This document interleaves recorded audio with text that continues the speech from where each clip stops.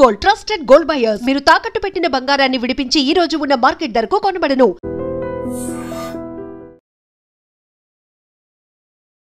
నమస్తే, welcome to I dream talking point with కవిత.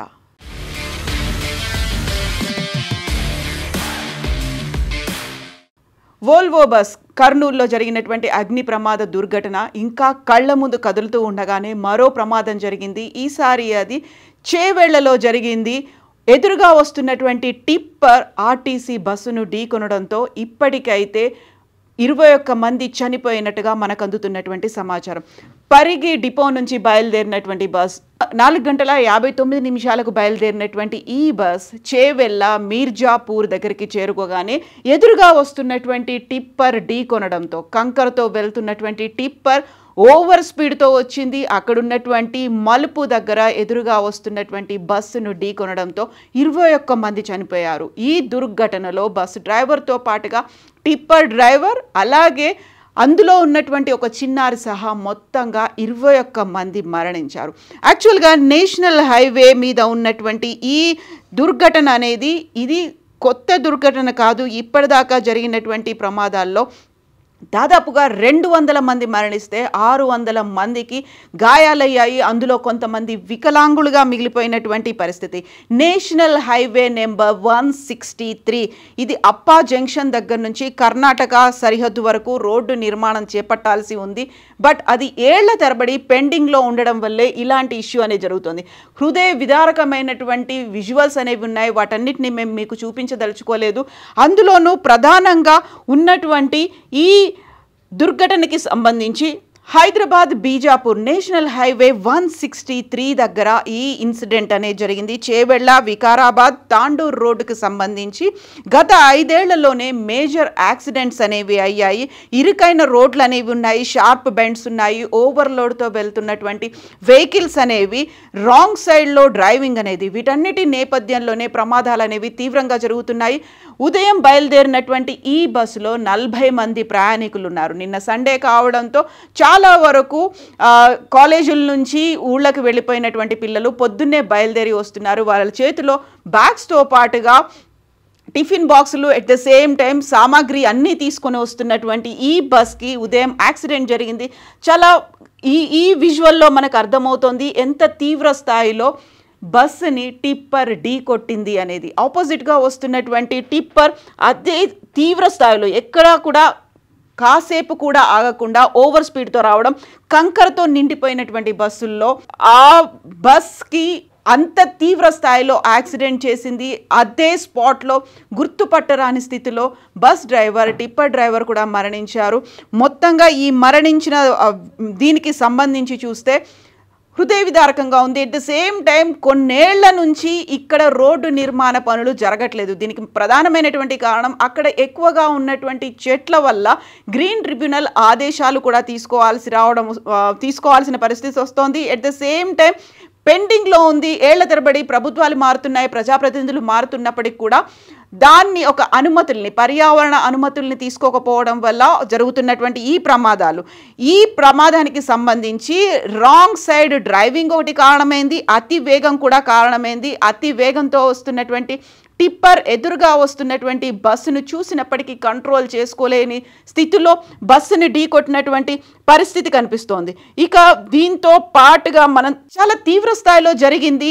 నష్టాన్ని అంచనా వేసే పనిలో ఉన్నారు. కాకపోతే నష్టానికి జరిగినటువంటి ప్రమాదానికి కారణాలైనటువంటి ఈ ర్యాష్ డ్రైవింగు, లేకపోతే wrong side driving, over speed, ఓవర్లోడ్తో వెళ్తున్నటువంటి వెహికల్స్, వీటన్నిటితో పాటుగా గత ఏడాది జరిగినటువంటి ఇన్సిడెంట్ కనుక చూస్తే డిసెంబర్ 2న ఇదే ప్రాంతానికి సంబంధించి ఆలూరు గేట్ దగ్గర వేగంగా వెళ్తున్నటువంటి లారీ అక్కడే ఉన్నటువంటి కూరగాయల వ్యాపారాల మీదకి దూసుకెళ్లేసరికి 4 మరణించారు, 10 మందికి తీవ్ర గాయాలయ్యాయి. ఈ ఘటనకి అంటే గత సంవత్సరం డిసెంబర్లో జరిగినటువంటి ఘటన కంటే ముందు అదే మీర్జాగూడ గేట్ దగ్గర కారు బైకును ఢీకొన్నటువంటి సంఘటనలో దంపతులు 2 చనిపోయారు. గత ఏడాది ఆగస్టు 26న చేవెళ్ల బస్టాండ్ దగ్గర సిమెంట్ లారీ బైక్ని ఢీ కొట్టడంతో బైక్ మీద వెళ్తున్నటువంటి తండ్రి కూతురు ఇద్దరు మరణించారు. ఇక పరిగి రంగారెడ్డి రహదారిలో పెళ్లి బస్ ఆగి ఉన్న లారీని ఢీ కొట్టడంతో 4 చనిపోయారు, 20 మంది గాయాల పాలయ్యారు. ఇలా 2018 నుంచి టిల్ డేట్ ఈ రోజు వరకు జరిగినటువంటి యాక్సిడెంట్లని బట్టి చూస్తే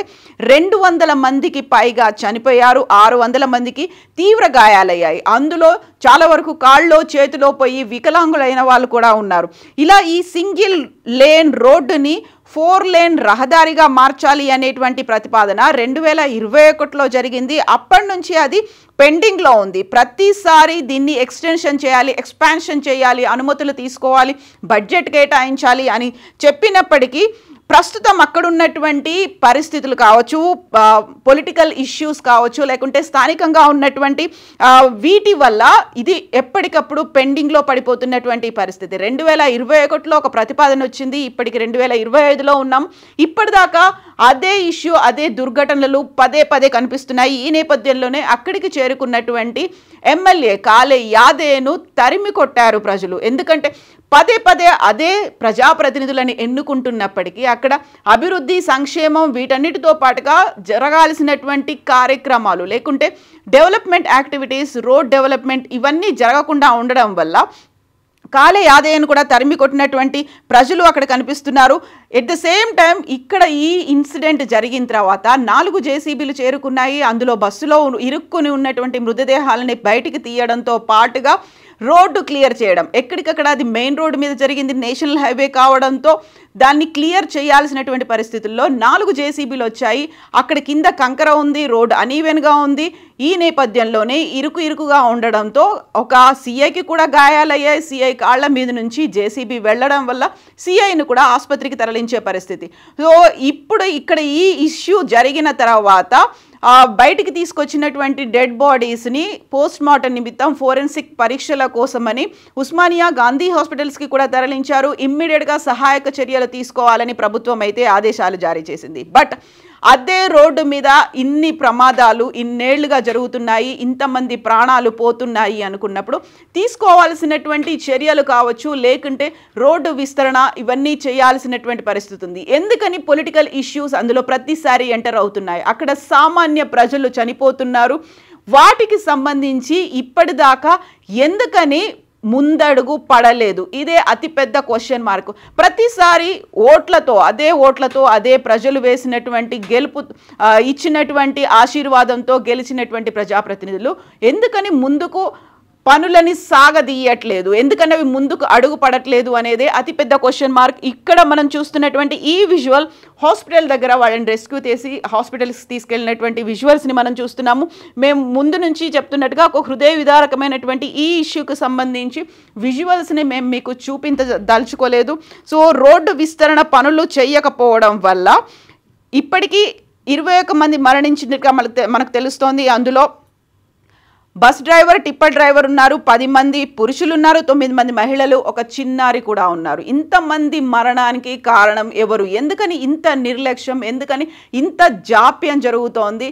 ఇంతలా ఎందుకని రాజకీయాలు చేయాల్సినటువంటి అవసరం ఉంది? నిజంగానే గ్రీన్ ట్రిబ్యునల్ అనుమతులు రావట్లేవు, అక్కడ ఉన్నటువంటి చెట్లని నరికి వేయడానికి పర్మిషన్స్ లేవు అనుకున్నప్పుడు కేంద్ర ప్రభుత్వాన్ని ఒప్పించాలి, లేకపోతే గ్రీన్ ట్రిబ్యునల్లో జరుగుతున్నటువంటి యాక్సిడెంట్లను సజీవ సాక్ష్యాలుగా ఉన్నాయి, అక్కడ మృతదేహాలు పడి ఉన్నటువంటి సిచ్యువేషన్ ఉంది. ఈ నేపథ్యంలోనే వీటన్నిటిని ముందుకు తీసుకెళ్ళి ఎందుకని ఏళ్ల తరబడి పెండింగ్లో ఉన్నటువంటి రోడ్డు విస్తరణని సింగిల్ లేన్ కాస్త 4 లేన్గా చేయడానికి చిత్తశుద్ధి ఎందుకని లోపిస్తోంది? బడ్జెట్ కేటాయింపులు కావచ్చు, లేకుంటే ప్రభుత్వాలు మారుతున్నాయి, అదే ఓటర్లు అక్కడ విగత జీవులుగా పడిపోతున్నారు, ప్రాణాలు వదులుతున్నారు, ఎంతో మంది కుటుంబాలకి అనాథలవుతున్నటువంటి పరిస్థితి. అలాంటి సిచ్యువేషన్కి కారణం ఎవరు? ఎందుకని ఏళ్ల తరబడి ఇంత జాప్యం జరుగుతోంది? చాలా హృదయ విదారకంగా ఉంది అక్కడ సిచ్యువేషన్. విజువల్స్ కూడా అలాగే ఉన్నాయి. హాహాకారాలు వినిపిస్తున్నాయి, ఆర్తనాదాలు ఉన్నాయి. టైం గడిచిపోతోంది, మీద యాక్సిడెంట్ అయిన దానికి తోడు ఎదురుగా కళ్ళ ముందు అప్పటిదాకా నవ్వుతూ కనిపించినటువంటి ప్రయాణికులందరూ మరణించారు. దాంతో పాటుగా మీద పడినటువంటి కంకర, ఆ కంకర నుంచి తేరుకోలేకపోవడం, లేకుంటే బయటకు రాలేని సిచ్యువేషన్స్ ఉన్నాయి. తెగిన కాళ్ళు, చేతులు అనేవి అక్కడ రోడ్డు మీద పడిపోయినటువంటి దృశ్యాలు. ఒక భయంకరమైనటువంటి భూకంపం సంభవిస్తే ఎలాంటి పరిస్థితులు ఉంటాయో అలాంటి పరిస్థితి అనేది ప్రస్తుతం ఇక్కడ మీర్జాపూర్ దగ్గర కనిపిస్తోంది. వీటన్నిటికీ కారణాలు ఎవరైతే అక్కడి నుంచి ప్రజాప్రతినిధులు వస్తున్నారో వారికి హ్యాపీగా కాన్వాయ్ ఉంటుంది, కాన్వాయ్తో వాళ్ళు వెళ్ళిపోతున్నారు. వాళ్ళకి కావాల్సినటువంటి ప్రోటోకాల్ కావచ్చు, లేకపోతే వాళ్ళకి కావాల్సినటువంటి అన్ని ఫెసిలిటీస్ అయితే అవైలబుల్గా ఉన్నాయి. బట్ సామాన్యుల పరిస్థితి ఏంటి? అక్కడ ఉన్నటువంటి పల్లెవాసులు కావచ్చు, అక్కడ ఉన్నటువంటి రైతులు కావచ్చు, అక్కడ నుంచి వచ్చేటువంటి విద్యార్థులు కావచ్చు, అక్కడ ఎక్కువగా ఇంజనీరింగ్ కాలేజెస్ ఉన్నాయి. ఈ నేపథ్యంలోనే తీసుకోవాల్సినటువంటి జాగ్రత్తల్ని ఎందుకని తీసుకోలేకపోతున్నారు? అది కూడా నేషనల్ హైవే, మన హైదరాబాద్ దగ్గర నుంచి కర్ణాటకని కలిపేటువంటి హైవే మీద ఇంత అలక్ష్యం, ఇంత నిర్లక్ష్యం ఎందుకు? ప్రజాప్రతినిధులు, ప్రభుత్వాలు బాధ్యత ఎందుకు తీసుకోవట్లేదు? ఎందుకని ఇన్ని రాజకీయాలు ఇంతమంది ప్రమాద మరణాలకి కారణమవుతున్నాయి? కామెంట్స్ రూపంలో తెలియజేయండి. నిజంగా ప్రస్తుతం ఉన్నటువంటి సమాజం దేనికి ప్రయారిటీ ఇస్తుంది? ఆర్థిక సంబంధాల చుట్టూ మాత్రమే తిరుగుతోంది. మళ్ళీ ఎన్నికలంగానే చాలా విరక్తి కలుగుతాను. మంచి అనిపిస్తుంది కదా, లేడీస్ కూడా ఛాలెంజింగ్ జాబ్స్ చేసినప్పుడు చాలా బాగుంటది. ట్రాఫిక్ అసిస్టెంట్స్ గా నియమించిన ట్రాన్స్జెండర్స్ అందరితో సాల్యూట్ చేయించుకుంటున్నారు. ఫుడ్ డెలివరీ ఇవ్వటానికి వెళ్ళినటువంటి డెలివరీ బాయ్ అనిల్ పై కళ్ళ ముందు